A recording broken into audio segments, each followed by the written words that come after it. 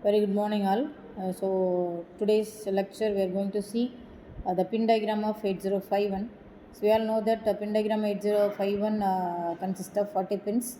So each pin assigned for several functions, and sometimes each pin pins are assigned for two functions. So let me see one by one here.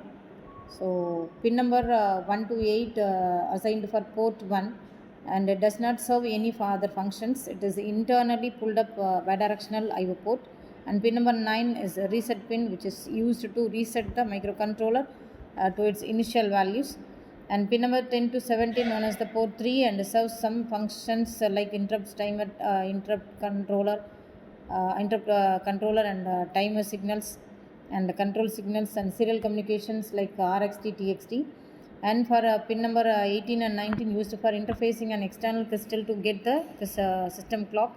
And for the pin number 20 provides a power supply to the circuit. And pin number 21 to 28 known as the port 2, it serves IO port higher order address bus signals and also multiplex using this port. And pin number 19 we can say it is the PSEN. It stands for program stored enable, and it is used to read a signal from the external program memory. And pin number 30 EA pin, which stands for external access input, and used to enable or disable the external memory interfacing. And for pin number 31 ALE arithmetic, that is address latch enable. So once it is when the address is get by the address bus, and when it is latched with the address bus and data bus only, the data can transfer from sending end to receiving end. So it is very important, that is ALE, that is address latch enable, used to demultiplex the address and data signal of port. And pin number 32 to 39 which is known as the port 0, which serves IO port lower order address, and data bus signals are multiplexed using this port. And pin number 40, which is used to provide a power supply to the circuit and ground also. And this is the block diagram of that is a pin diagram of 8051. So we can use for the pin number 30 already I discussed ALE along with this proc. And for the pin number 31 is enable along with this PP.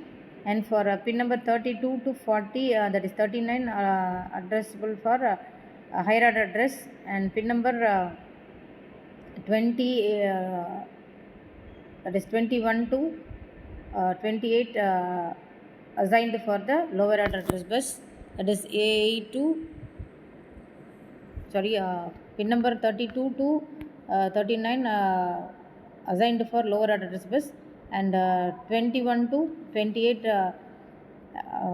assigned for the higher order address bus. Along with this that is 32 to 39 which consists of address and data bus.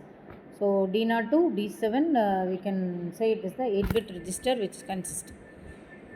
Right, and then pin number RXT and TXT, the data communication from transmit and receiving pin numbers assigned for the pin number 10 and 11.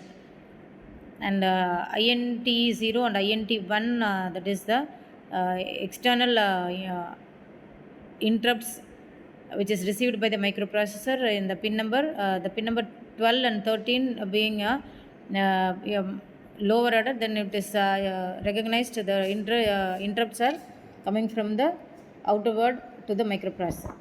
And pin number 30 14 and 15 assigned for the T0 and T1, which is also the one type of interrupts which is called as the timer and software interrupts. And pin number 16 and 17 assigned for write and read when the pins are low.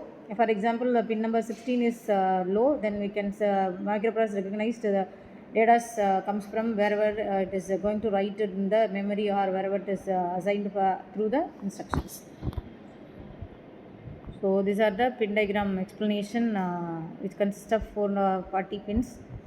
So if you have any doubt, you can ask me, and you can see in the next class. Thank you all.